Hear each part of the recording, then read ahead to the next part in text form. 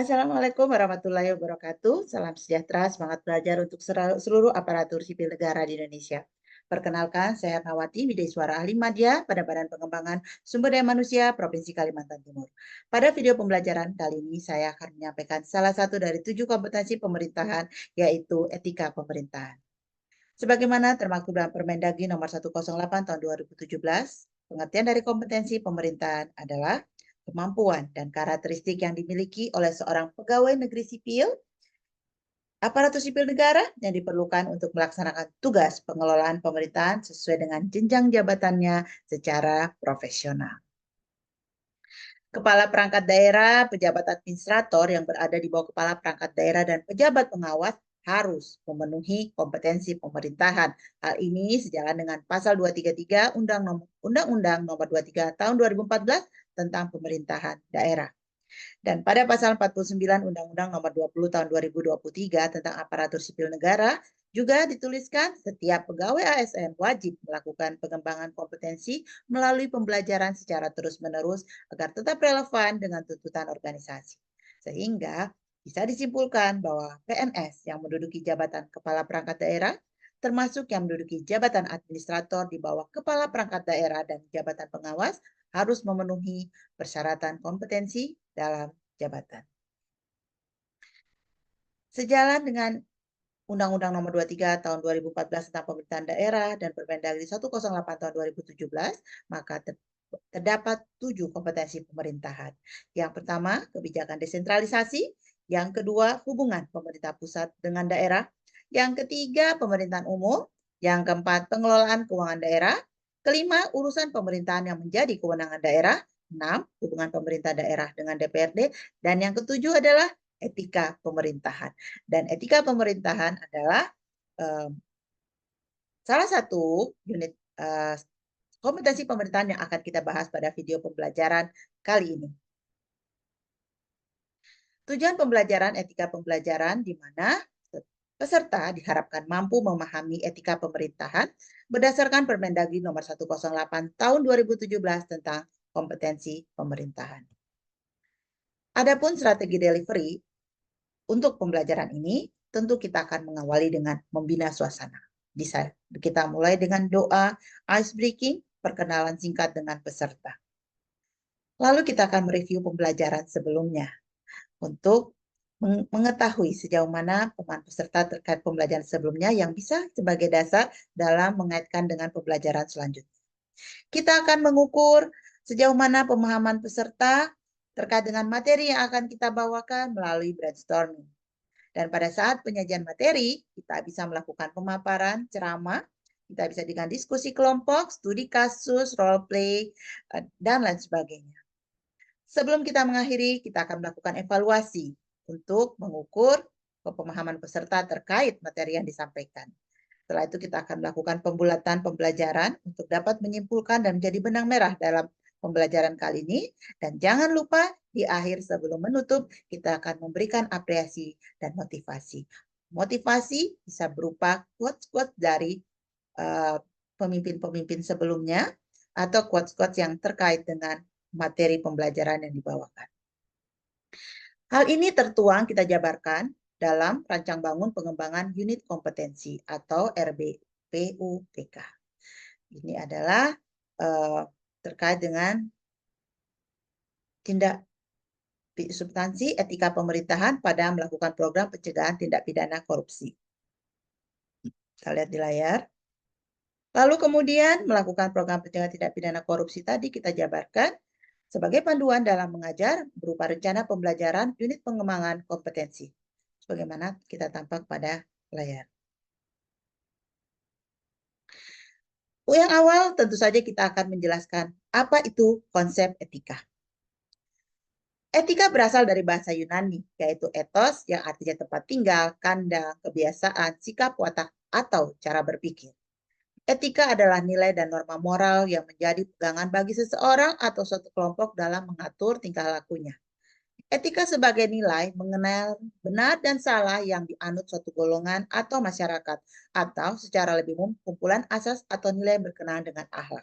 Etika, sehingga jika kita tarik benang merahnya, etika adalah apa yang ditampilkan, yang ditunjukkan, yang bisa dinilai seseorang kepada seseorang lain, pada orang tersebut. Sedangkan moral adalah dorongan dari dalam untuk melakukan baik atau tidak yang ditampilkan dalam etika seseorang. Sedangkan konsep pemerintahan. Pemerintah adalah organ negara beserta aparaturnya yang bertanggung jawab untuk mengatur dan mengurus negara untuk menjalankan kehendak rakyat. Itu merupakan definisi luas dari pemerintah. Dalam pengertian sempit, pemerintah adalah organ yang melaksanakan undang-undang. Dalam buku Modern Political Constitution yang ditulis oleh Steve Strong menyebutkan bahwa pemerintahan adalah organisasi di mana diletakkan hak untuk melaksanakan kekuasaan berdaulat atau tertinggi. Sehingga etika pemerintahan adalah penerapan nilai-nilai etika oleh pelaku pemerintah atau badan publik dalam melaksanakan tugas, sehingga tercapai tujuan pemerintahan secara efektif, dan dengan demikian berarti pencapaian tujuan bernegara. Etika pemerintahan mengacu pada kode etik profesional dan khusus bagi mereka yang bekerja dan untuk pemerintahan. Etika pemerintahan melibatkan aturan dan pedoman tentang panduan bersikap dan berperilaku untuk sejumlah kelompok yang berbeda dalam lembaga pemerintahan. Dalam Permendagri nomor 108 tahun 2017, fungsi kunci etika pemerintahan. Etika pemerintahan sebagai fungsi kunci memiliki 3 fungsi utama. Yang pertama, pelaksanaan etika individu. Yang kedua, pelaksanaan etika organisasi. Dan yang ketiga adalah pencegahan tindak pidana korupsi.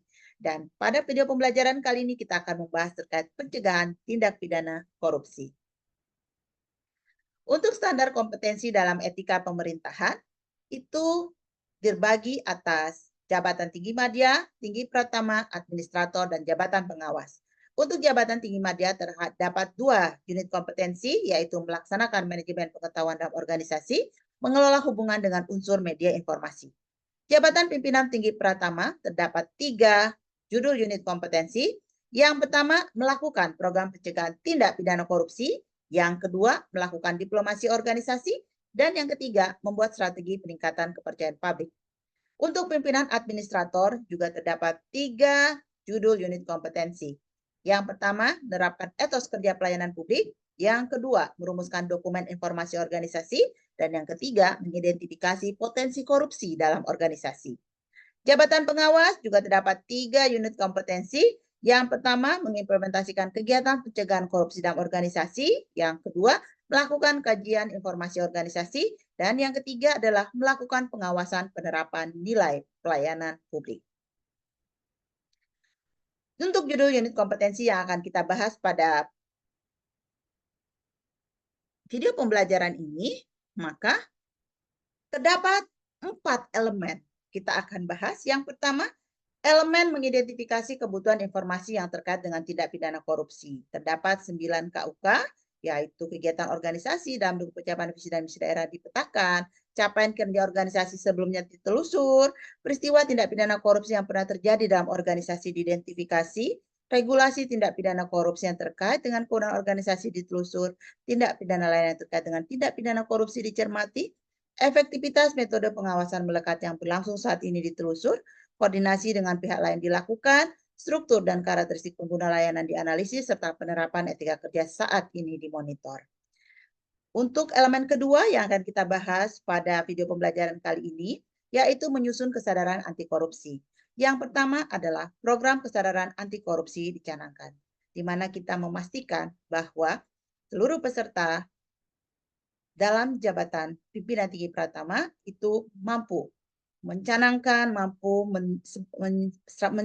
membuat strategi program yang bisa mencegah balik yang bisa menyadarkan orang lain atau dalam hal ini bawahannya terkait dengan anti korupsi.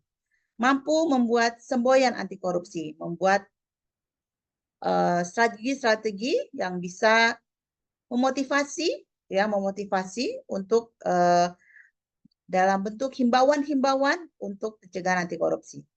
Lalu kemudian mampu membuat program-program pencegahan korupsi 23, 24, mampu menyusun bagaimana metode-metode untuk mencegah korupsi terjadi di lingkungan instansinya. 25, keterlibatan pihak lain dalam pencegahan korupsi ditetapkan. Pemimpin sebagai peserta diharapkan mampu bekerja sama dengan orang lain, mampu buat program kerjasama dalam pencegahan korupsi, lalu kemudian mampu memprediksi bagaimana atau mampu mengevaluasi program kesadaran anti korupsi yang dibuat. Lalu kemudian 27, peran media untuk memastikan penyebaran informasi ditingkatkan, bagaimana bisa bekerja sama dengan media, lalu menghandle media apabila terjadi kasus-kasus anti korupsi, lalu kemudian apabila terjadi kasus korupsi, lalu kemudian bagaimana menyebarkan informasi apabila memastikan penyebaran informasi tindak pidana korupsi, apakah melihat dampak yang ditimbulkan dan lain sebagainya. Jadi bagaimana seorang pemimpin utama, seorang pemimpin jabatan utama ini diharapkan mampu mengelola secara mampu membuat strategi-strategi bagaimana pencegahan tindak pidana korupsi, termasuk bekerja sama dengan pihak lain dan mengelola media baik sebelum terjadinya korupsi ataupun mampu mengelola media apabila ditemukan tindak pidana korupsi di organisasinya. Lalu elemen ketiga, menetapkan tolak ukur keberhasilan, di mana KUK-nya kapasitas organisasi dianalisis, dokumen integritas dokumen organisasi dihimpun, isu-isu terkait anti korupsi ditelusur, untuk mengetahui harapan pangku kepentingan, tolak ukur keberhasilan pencegahan tindak pidana korupsi dirumuskan, dan yang keempat, mengimplementasikan anti korupsi dalam tata kelola organisasi, yaitu konsep kerjasama dengan pihak penegak hukum disusun, sistem pengawasan internal ditetapkan, dialog dengan melibatkan masyarakat, dilaksanakan terkait upaya pencegahan korupsi, penerapan prosedur kerja, sistem kerja, perangkat kerja yang berpengaruh terhadap pencegahan korupsi dilaksanakan, hubungan interpersonal dengan pegawai diterapkan dalam rangka mengetahui kondisi personal pegawai, dan kecenderungan kasus-kasus korupsi dianalisis secara periodik. Sesuai dengan materi yang tadi disampaikan, kita akan membahas sekilas terkait dengan pencegahan tindak pidana korupsi, yaitu dengan KUK menyusun kesadaran anti korupsi.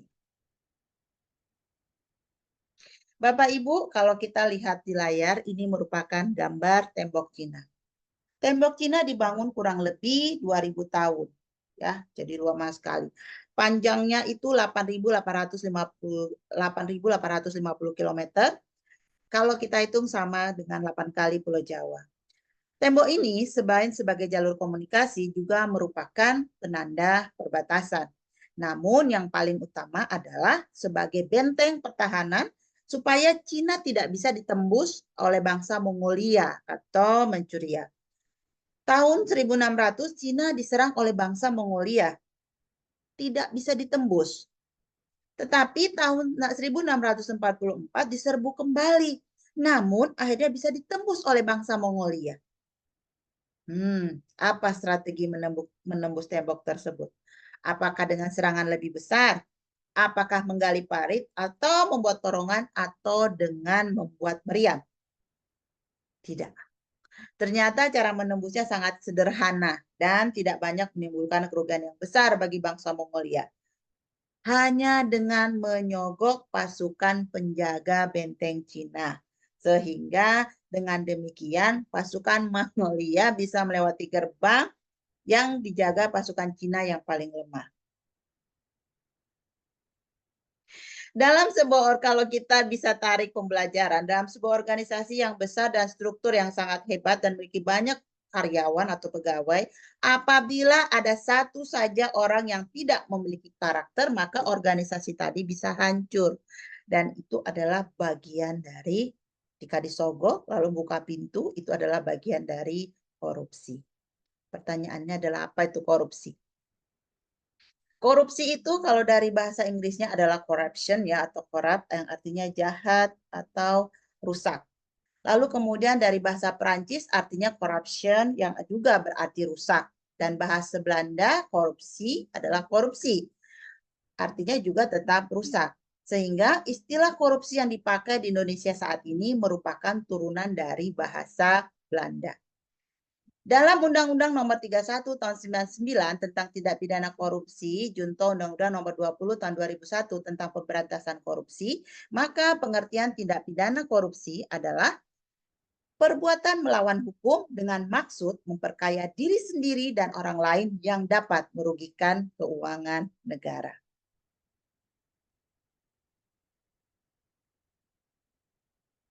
Kita lihat di sini ada kasus-kasus korupsi tahun 2023 berdasarkan instansi per 22 Januari tahun 2024 di Indonesia.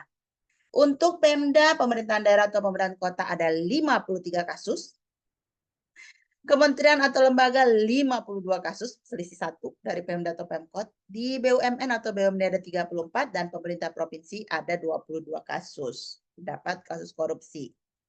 Ini bermacam-macam penyebabnya. Kita lihat ya.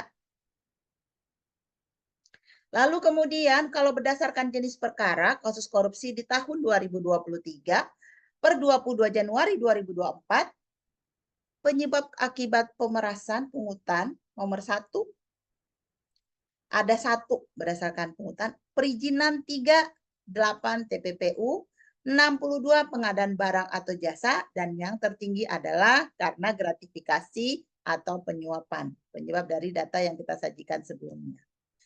Lalu kemudian berdasarkan data KPK tahun 2024 hingga 31 Mei 2024, tindak pidana korupsi berdasarkan instansi. Pemerintahan kabupaten atau pemerintahan kota sebanyak 618, yang tertinggi, lalu diikuti oleh kementerian atau lembaga sebanyak 505, pemerintah provinsi 203, BUMN, BUMD sebanyak 166, DPRD dan DPRD sebanyak 85, serta komisi sebanyak 28. Cukup mencengangkan ya Bapak Ibu. Nah, pertanyaannya kenapa orang sampai korupsi? Mengapa orang korupsi? Gitu ya. Kalau kita lihat, kalau dari Donald R. Tracy di tahun 1950, Fred Trengel dengan teorinya mengatakan bahwa orang korupsi itu karena adanya pressure, rationalization, serta opportunity. Tetapi hal ini dilengkapi lagi dengan penelitian selanjutnya di tahun 2004 oleh David T. Wolf dan Dana R. Hermansen yang menambahkan satu, yaitu adanya capability. Kita mulai berbicara tentang pressure. Adanya tekanan dari internal maupun eksternal. Internal biasanya dari diri kita, rasa tidak puas, rasa ingin lebih, rasa ingin mau dimudahkan untuk mendapatkan sesuatu tanpa perlu bekerja keras itu biasa internal. Lalu kemudian eksternal, bisa kalau internal itu bisa saja dari personal akibat personal ya, atau dari perusahaan, ataupun eksternal, adanya tekanan-tekanan dari luar, kebutuhan dan lain sebagainya. Lalu kemudian kebutuhan dalam arti kebutuhan akan jabatan dan lain sebagainya itu adalah faktor eksternal. Lalu opportunity-nya apa? Karena adanya kesempatan. Kenapa? Karena terbangun sistem yang lemah. Banyak celah-celah yang bisa dari sistem tersebut yang bisa menimbulkan tindak pidana korupsi.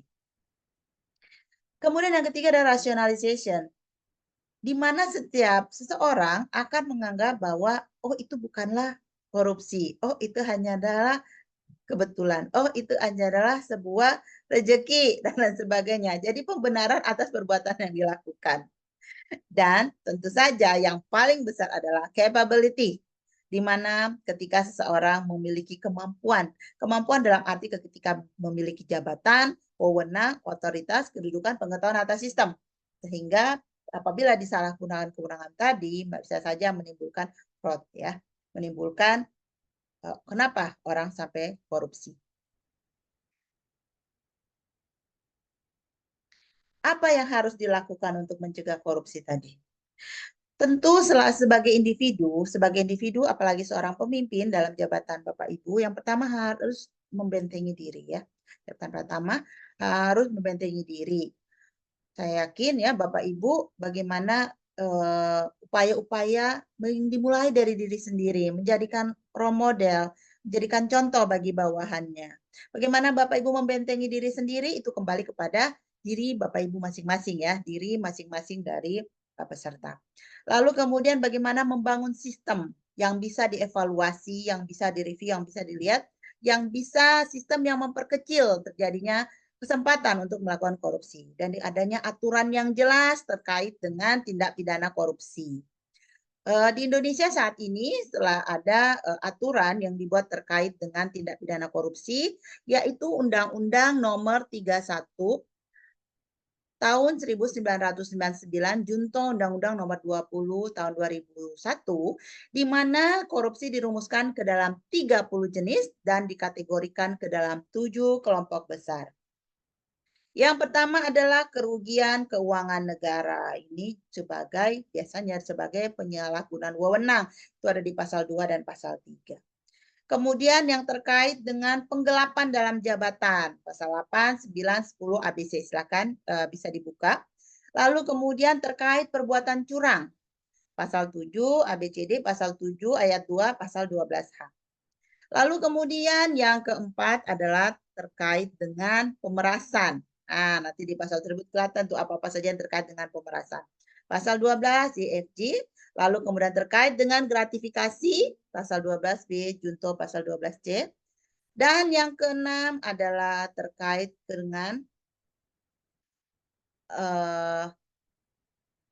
benturan kepentingan dalam pengadaan. Ya, benturan kepentingan dalam pengadaan. Nah, lalu kemudian suap menyuap yang ketujuh. Bisa dilihat pasalnya dan dibuka di undang-undangnya. Dan tindak pidana lain yang berhubungan dengan korupsi, yang pertama adalah merintangi pemeriksaan. Nah, itu juga bisa kena sanksi. Apabila tidak memberikan keterangan terkait dengan kekayaan yang dimiliki ketika diminta, tidak memberikan keterangan tentang rekening ya, ketika diminta, lalu memberikan atau bersaksi palsu, dan tidak mau menyampaikan identitas dari pelapor. Itu juga adalah tindak pidana lain yang berhubungan dengan korupsi. Nah, sekarang kita akan lihat dari 7 penyebab ini, pemahaman terkait dengan gratifikasi, pemerasan, dan suap menyuap. Kita akan lihat beda antara gratifikasi, suap menyuap, dan pemerasan. Kalau berbicara terkait dengan gratifikasi, maka berhubungan dengan jabatan. Pasti, dan bersifat tanam budi, dan tidak membutuhkan kesepakatan. Contoh, misalnya saja pengusaha memberikan hadiah berupa voucher belanja kepada PNS karena merasa terbantu dalam pengurusan perizinan. Tidak ada kesepakatan, tetapi sistem tanam budi. Karena bisa saja pengusaha tadi membutuhkan timbal balik di masa yang akan datang. Kemudian yang kedua adalah suap. Suap biasanya ada kesepakatan, ada perjanjian di awal sebelumnya, dilakukan secara rahasia dan tertutup. Contoh, pengusaha menyuap pejabat pemerintah untuk mendapatkan proyek. Seperti itu. Yang ketiga adalah pemerasan. Pemerasan itu misalnya ada permintaan sepihak dari penerima atau pejabat. Sifatnya memaksa dan penyalahgunaan kuasa. Contoh, pejabat memaksa calon peserta tender untuk memberikan sejumlah uang dan ancaman akan menggugurkan calon peserta tersebut apabila tidak memberikan dana. Maka itu adalah disebut sebagai pemerasan. Bapak Ibu, serta apapun yang mengakses video pembelajaran ini, kita harus bisa memahami dengan pasti perbedaan dari gratifikasi, suap, dan pemerasan. Nah, saat ini untuk aksi pencegahan korupsi, penindakan korupsi, ya, pencegahan korupsi, itu sudah fokus pada 3. Fokus yang pertama itu fokus pada perizinan dan tata niaga. Fokus yang kedua, keuangan negara. Dan fokus yang ketiga adalah menegakkan hukum dan reformasi serta birokrasi. Pada perizinan dan tata negara, aksi yang pertama, menyelesaikan tumpang tindih pemanfaatan ruang melalui pendekatan kebijakan satu peta. Ya, lalu kemudian untuk pencegahannya lagi, aksi kedua, penguatan pengendalian ekspor dan impor. Yang ketiga, peningkatan data pemilik manfaat, beneficial ownership, serta pemanfaatan untuk perizinan, pengadaan barang jasa, dan penanganan perkara. Aksi keempat, reformasi tata kelola pelabuhan. Yang kelima adalah percepatan proses digitalisasi sertifikasi badan usaha dan profesi mendukung kemudahan berusaha. Pada fokus yang kedua, terkait keuangan negara untuk pencegahan korupsi, maka aksinya adalah integrasi perencanaan, penganggaran, dan pelaporan untuk sinergi program pengentasan kemiskinan ekstrim 2023 dan 2024. Perbaikan kinerja belanja pembangunan melalui peningkatan efektivitas audit pengadaan barang jasa pemerintah, penguatan tata kelola penerimaan negara bukan pajak pada komunitas mineral dan batu bara, mengurangi risiko kebocoran pendapatan negara melalui penataan aset tetap pemerintah pusat, optimalisasi interoperabilitas data berbasis NIK untuk program pemerintah, ya, untuk pencegahan dan penguatan tata kelola partai politik dalam pencegahan korupsi. Sedangkan di bidang penegakan hukum dan reformasi birokrasi, maka penguatan peran aparat pengawas internal pemerintah APIP dalam pengawasan program pembangunan, penguatan integritas penanganan perkara pidana, penguatan pengawasan badan usaha pemerintah BUMD dan BUMD, serta penguatan sistem informasi kepegawaian berbasis merit. Itu adalah aksi-aksi pencegahan korupsi di tahun 2003 dan 2024 oleh KPK. Tapi tentu saja harus dimulai dari diri sendiri. Bapak Ibu, sebelum kita sebelum diakhiri video pembelajaran ini, demikianlah tadi terkait dengan pencegahan tindak pidana korupsi. Semoga bermanfaat dan penari jago tujukan tari. Lifter jago mengangkat besi. Uang rakyat bukan untuk dicuri, katakan tidak untuk korupsi. Demikian video pembelajaran ini, sampai jumpa dalam video pembelajaran selanjutnya. Wabillahi taufiq wal hidayah. Wassalamualaikum warahmatullahi wabarakatuh. Terima kasih.